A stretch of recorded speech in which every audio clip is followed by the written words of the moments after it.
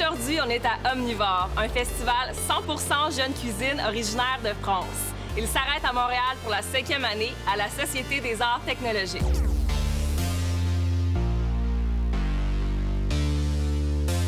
Le festival présente des classes de maîtres, des soupers et un party de clôture. En vedette, de jeunes chefs de Montréal et d'ailleurs qui poussent leur cuisine hors des sentiers battus. Le créateur de cet événement international est le journaliste français et mangeur professionnel Luc Dubanchet. Manger, c'est faire la cuisine, donc les chefs sont là pour ça, mais manger, c'est aussi savoir recevoir. Omnivore a été lancé il y a 13 ans, tu me disais, 13 ans, oui, 2003. Mais créé en uniquement en 2003. France au début. Qu'est-ce que tu voulais apporter dans la scène culinaire? Moi, président, en 13 ans, c'était parce que j'en avais marre de la cuisine traditionnelle française. Okay. Je m'emmerdais prodigieusement au restaurant. Okay. C'était toujours manger la même chose, Okay. du nord au sud de la France. Pas de créativité. Pas de créativité ou peu de créativité, des mêmes produits partout, alors que les cultures régionales françaises sont très différentes, mais elles étaient plus assumées par les restaurateurs. C'était paysan, quoi. On avait envie de... Voilà, eux avaient envie de travailler que des produits, le foie gras, le homard, etc. Formidable, mais quand tu es à Lille, dans le nord de la France, ou quand tu es en Auvergne, tu as peu de chances de croiser un homard, quoi, dans ta vie, tu vois, voilà. Et puis les restaurants tellement guindés, quoi, tellement... Et pour moi, ça correspondait pas à moi. Enfin, et donc je me suis dit, OK, soit j'accepte de passer le restant de ma vie à m'ennuyer prodigieusement au restaurant et devenir moi-même très vieux, très vite, soit je décide de créer quelque chose qui va venir bouger un peu les lignes. Okay. Et c'est ce que j'ai fait.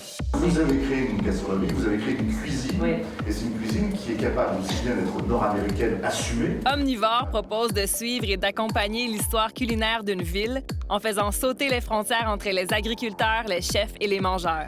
Et Montréal, plaque tournante de la jeune cuisine, était un arrêt inévitable pour le festival.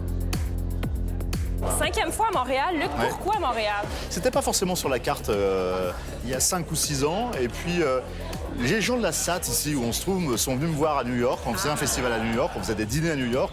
Et ils m'ont dit, pourquoi vous venez pas? Et je me suis dit, bon, OK, on va tenter. Et je suis venu. Et je me suis dit, ouais, il y a peut-être un truc à faire avec Omnivore, parce qu'on est un peu cool, on aime bien les jeunes chefs, on aime bien la création. Et j'ai eu le sentiment qu'on était à un moment, dans la cuisine ici à Montréal, de basculement. C'est-à-dire où, au fond, tous les vieux trucs un peu franco-français, les règles un peu imposées, étaient en train de faire PAM, et les chefs arrivaient avec une sorte de page blanche. Je me suis dit, OK, bah c'est le travail d'Omnivore de venir accompagner aussi ces chefs-là, les assembler, les associer une fois par an pour débattre sur la cuisine, pour montrer des choses et puis pour faire la fête aussi, quoi, voilà. Parmi les invités de la première heure, on retrouve le chef pâtissier Patrice Demers, que Luc Dubanchet a découvert au restaurant Les 400 coups, dont il était à l'époque propriétaire avec nul autre que Marc-André Jeté. Alors, Patrice Demers, bonjour. Est-ce que tu peux nous parler un peu de ton histoire avec le festival? Oui, mais je connaissais Omnivore depuis super longtemps, avant même qu'ils viennent à Montréal. OK. J'avais acheté des premiers guides Omnivore. Je me rappelle mon premier voyage en France, en 2001, j'avais mon guide Omnivore, justement, des restaurants, parce qu'à la base, c'était ça, c'était faisait des critiques de restaurants un peu, c'était un guide de bonne adresse. OK. Et un jour, j'ai vu qu'il décidait de venir en repérage en ville. Donc, il était venu manger aux 400 coups, Luc. Et, Où tu travaillais à l'époque. Exactement. Il venait en repérage pour le premier festival, mais ils ont décidé à ce moment-là de m'inviter déjà à la première édition à Paris. OK. Donc, avant même de participer à celui de Montréal, j'ai participé à celui de Paris. Puis aujourd'hui, vous vous arrêtez à Montréal, mais vous vous arrêtez également partout dans le monde. Est-ce que tu peux nous parler des autres villes que vous visitez? En 2009, on a commencé donc à partir à New York, et puis après, je suis allé aussi à Moscou, puis à Montréal, et puis après, on est aujourd'hui à Londres, on est aussi à Istanbul, on est évidemment à Paris, qui est un peu la grosse plateforme avec un gros festival à Paris. On a donc 6 villes dans le monde qu'on traverse chaque année. Une 7e en février prochain à Mexico, Mexico City, avec l'envie chaque fois d'identifier les gens qui font bouger la cuisine, non seulement dans la ville, mais aussi dans le monde entier. Et puis on emmène dans chaque destination 5 ou 6 chefs internationaux qui viennent travailler avec les chefs locaux, et ça donne des trucs formidables. Donc vous avez fait voyager une centaine de chefs. Je crois, on avait compté ça l'année dernière pour le 10e anniversaire du festival à Paris, donc il y a 2 ans. Et on avait fait voyager en 10 ans 700 chefs. Wow. Puis est-ce que tu peux nous parler de toutes les rencontres que tu as faites au fil des années? Parce que tu disais plus tôt aujourd'hui que ce qui t'a vraiment touché avec Omnivore, c'est tous les gens que ça t'a permis de rencontrer. Non, Luc a un pif pour vraiment faire des rencontres entre chefs. Donc, à l'époque des 400 coups, je me rappelle, après son repas, il trouvait impressionnant notre duo à moi puis Marc-André, salé-sucré, mais qui en même temps travaillaient ensemble. Donc, il a dit, il faut que je trouve un autre duo comme ça, un duo salé-sucré, mais qui ont une chimie, qui sont comme des frères. Parce que Marc-André et moi, on est comme des frères. Fait qu'il a vraiment trouvé 2 frères en Belgique, les frères Folmer, un pâtissier, un cuisinier qui travaillent ensemble. Et ça a été un coup de cœur, une rencontre. Après 10 minutes, on est en train de boire du vin aux 400 coups, en train d'établir le menu, puis le courant a passé tout de suite. Omnivore me donne cette chance-là de collaborer avec des chefs. La veille, Patrice participait à un souper à 6 mains aux côtés d'un chef brésilien et d'un autre New-Yorkais. Dans sa démo culinaire, il a recréé les 2 plats qu'il a servis, dont un salé. Tu es pâtissier de métier, mais tu cuisines aussi le salé. Oui, j'ai étudié aussi en cuisine. J'ai toujours fait les 2. Et hier, ils m'ont donné la permission de faire une entrée. Donc, j'étais super excité. Donc, j'ai fait une entrée autour des carottes, autour du fromage de chèvre. Parce que dans tes plats salés, tu conserves quand même une espèce de signature pâtisserie. On essaie que les gens aient quand même un lien puis que les gens comprennent que ça vient de moi aussi. Oui. Donc, c'est toujours d'inclure des techniques de pâtisserie, soit de la pâte feuilletée, soit des tartelettes, soit des pains, des cakes, tout ce lien-là. Donc, j'ai travaillé le fromage de chèvre, mais un peu en cheesecake salé avec les carottes. Donc, c'était une inspiration pour le plat. Patrice et les autres chefs invités sont reconnus dans leur domaine et souvent sur la scène internationale. Mais pour le fondateur du festival, créativité et passion sont plus importants que prix et distinction. Santé. Ça t'importe peu, toi, les macarons? Non, c'est pas que ça m'importe peu, c'est que ça me dérange. Parce que ça réduit la créativité. Se retrouver, tu t'imagines, t'es plus à l'école. Moi, je suis plus à l'école non plus, ça fait longtemps, hein. Et t'es pas l'élève le plus épanoui qui soit. T'es toujours avec l'épée de Damoclès au-dessus de la tête de la note. Ouais. Arriver à 25 ans, 30 ans ou 40 ans et avoir toujours au-dessus de soi la note potentielle qui peut tomber et qui peut te déclasser, être premier ou dernier de la classe, je pense que ça n'est pas une bonne manière d'accompagner et de favoriser la créativité, la création. Ça tue la liberté, ça tue la liberté, plaisir. ça tue l'envie, ça rend les gens très peureux. Ouais. Et ils vont avoir tendance aussi à simplement dupliquer des modèles déjà existants et des modèles qui ont déjà réussi.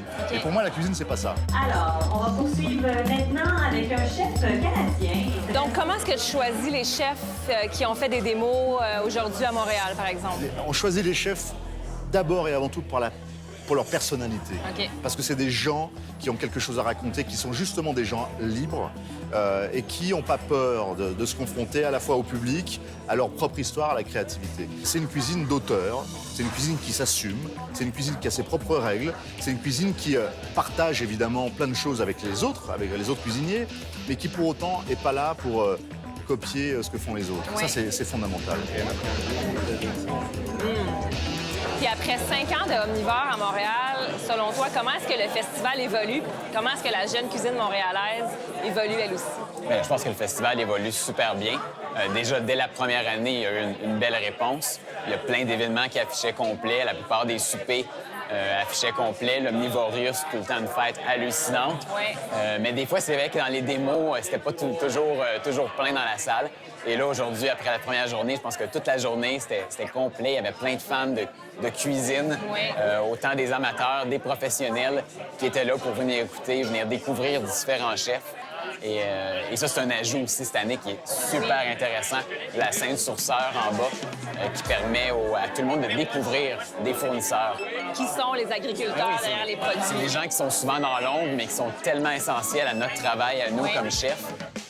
Parmi les invités de la scène sourceur, on retrouve Alex et Cyril de l'École Buissonnière, une jeune firme de consultation spécialisée dans le développement de nouveaux produits alimentaires. On va avoir un développement régional. Si on va avoir un développement régional, moi, je vais avoir des agriculteurs qui ont la chance aussi de pouvoir s'enrichir. Ce serait quoi le message que vous vouliez faire passer aujourd'hui en s'adressant aux participants d'Omnivore? Être capable d'amener l'agriculteur à être respecté dans son travail quotidien et d'être capable de tout simplement et normalement être capable de parler de cuisine et de culture culinaire québécoise. Point barre. Point barre. On apprend la cuisine québécoise et ensuite, on aura le choix d'apprendre la cuisine française, puis on aura le choix d'apprendre la cuisine italienne. Parce qu'une cuisine et savoir la cuisiner puis avoir cet historique-là, c'est un port d'attache.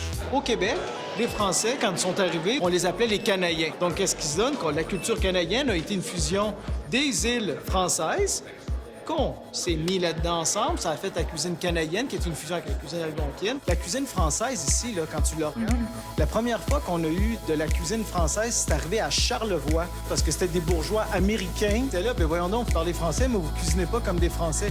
Et après, quand les Britanniques sont rentrés avec la conquête, premier fait très, très, très important d'être d'une journée à l'autre, tous les magasins généraux de l'histoire sont passés de français à anglais.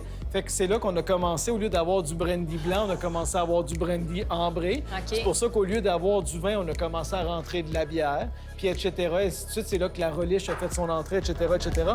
Pour les deux complices, les produits du Québec doivent retrouver leur lettre de noblesse.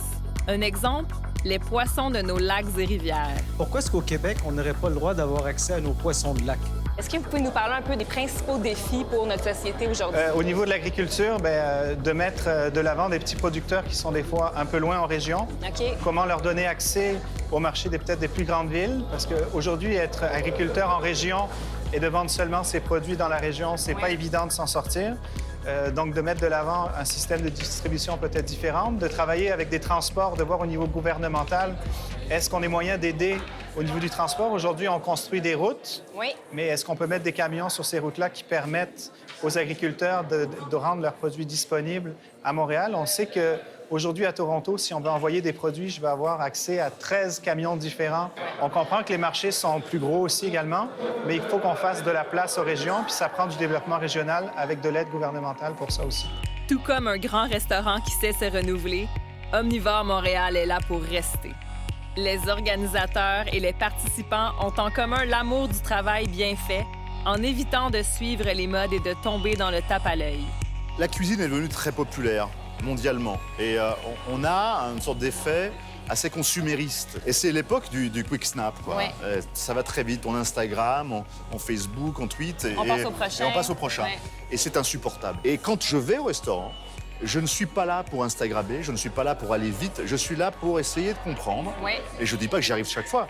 Essayer de comprendre et prendre le temps de toucher et d'être touché par la cuisine qu'on m'apporte. Voilà. Okay. Et il faut être, je crois, un mangeur actif. Si tu arrives au restaurant et que tu es passif et que tu attends qu'on nous serve, que tout vient du service, de la cuisine, tu vas passer à côté des expériences. Okay. Il faut être dans une ouverture d'esprit totale, comme si chaque fois c'était une renaissance au goût, une renaissance aux sensations, une renaissance aux cultures, aux textures, pour être capable de vraiment avoir cette expérience totale du restaurant. Je te jure que quand tu es touché profondément par un plat, t'as pas envie de le mettre sur Instagram. Tu le gardes pour toi parce que c'est un petit trésor et ça vient te nourrir. Ça vient nourrir ta propre histoire, non seulement de mangeur, mais d'être humain. Merci pour le super travail que vous faites. Je vais écrire un bouquin là-dessus, le karma du mangeur, un truc comme ça. Ouais. Comment devenir un bon mangeur. Comment devenir un bon mangeur? Mais c'est une vraie question. Il faut se la poser. Mais merci à Omnivore d'être à Montréal depuis 5 ans. On espère qu'il y aura des éditions pour toutes les années à venir. On sera là l'année prochaine. Voilà. Merci, Luc. Merci à toi.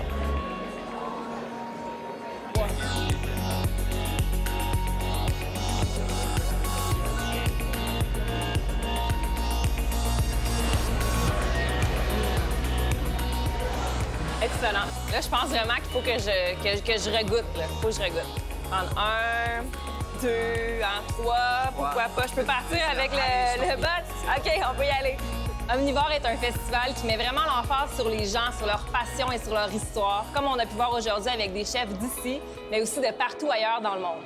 On se voit bientôt pour un autre épisode de La Pique Assiette.